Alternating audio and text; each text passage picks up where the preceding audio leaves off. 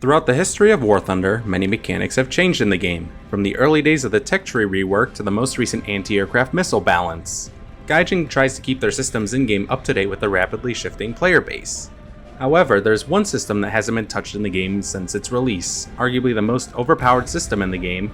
It gives your tanks a 50% faster repair, a 25% faster turret traverse and reload speed, and is completely ignored by most of the player base.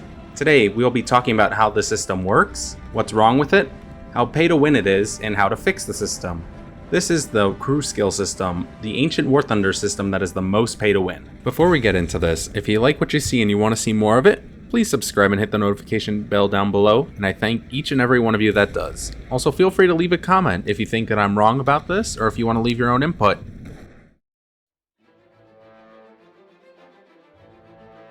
The crew system that we know today was first implemented back on October 14th, 2015 alongside Update 1.53, but has existed in the game since the beta program. The system back then for crews was almost identical, however the skills were only applicable in 1-star increments, maxing out at 5 stars.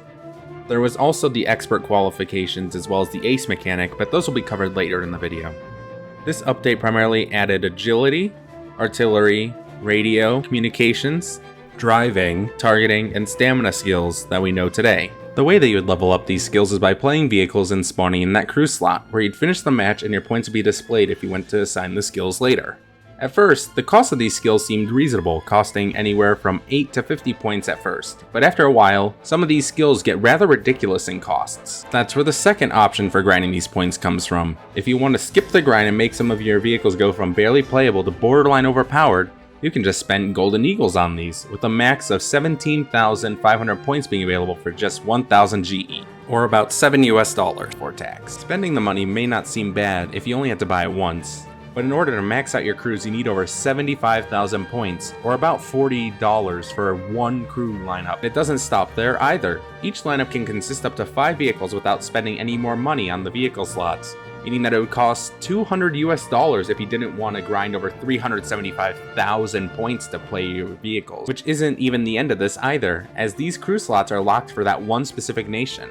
Given that there are 10 nations in the game, if you want to not be at a potential disadvantage for all nations you need to pick or be able to play, you would have to spend over 2,000 US just to potentially be on par with some players and be ahead of the others, which seems just absolutely astronomical. And if you did choose to spend golden eagles to get up to 5 more vehicle slots, you can double that number up to 4,000 US just to make sure that those slots are truly usable. So what's the big deal with these skills anyways, and what do they do to impact your vehicle?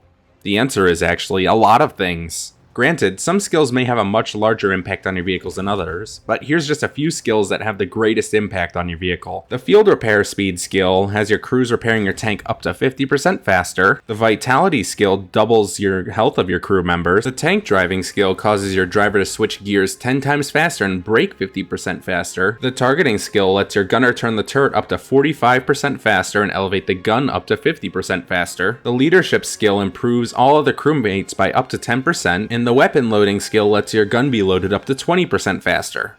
As you can see with the description of these skills, it can take some borderline unplayable vehicles and turn them into a fairly enjoyable experience, but it can also take fairly strong vehicles and turn them into absolute monsters on the battlefield. And combining these frankly overpowered traits with a super grinding mechanic which can be bypassed by spending money, it creates a very unfriendly environment with a lot of pay to win aspect to it. And yet, we have yet to talk about the expert and ace mechanics associated with vehicles.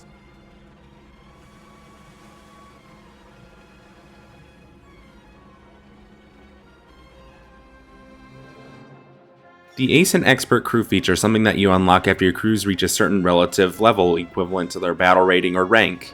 These usually cost silver lions to buy, and they offer a +3 to each of the relevant skills in the vehicle. The problem with that is how much silver lions they cost. For an example, the US 6.7 heavy tank T-34 costs 240,000 silver lions to expert the crew, which is about the same price as buying the vehicle after researching it. Normally, that doesn't sound too bad. However, some vehicles like the A10 have prices in the 1.2 million price range, which is absolutely astronomical and completely unnecessary for what the vehicle is. And if that doesn't sound bad enough, especially for the free-to-play players, the ace mechanic is even worse. Once you expert the tank, you start accruing research point values of how much total research you've gotten, and you can either earn or buy the ace by reaching certain milestones with that amount of research total. In the case of the same T-34, you can either outright buy the ace for 990 golden eagles, or grind a mere 620,000 research points. Seems pretty balanced if you ask me. And for some tanks, such as the same battle rating M6 Mutant, it costs 1.44 million research points, which is absolutely insane, as that's pretty much what's required to grind to rank 6 alone. And it's even worse for the free-to-play players, as that value counts for the final research price, meaning that the plus 50% for premium time is included in that, but if you're free-to-play, then good luck, you have to grind 1.5 times more. Now the next question we must ask is, what can Gaijin do about this to fix this problem? The answer may seem simple at first.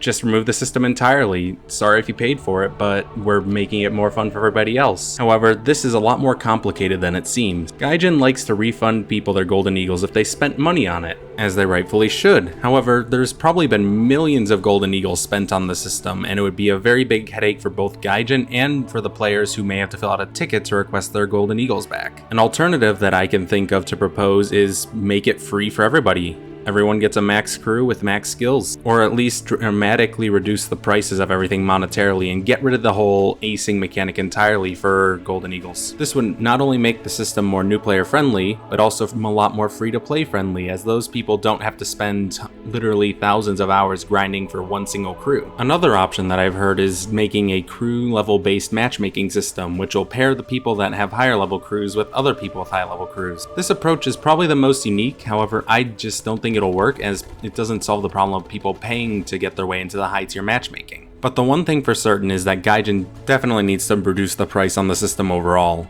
Paying well over 1 million silver lions and having to grind over 1 million XP just to be able to get one vehicle aced is absolutely ridiculous. But what are your thoughts? Maybe I'm blowing the whole system out of proportion, or maybe I'm onto something. The only way I can know is if you let me know in the comments, and other than that, just feel free to speak your mind down there. I appreciate each and every one of you guys' time, and have a good day.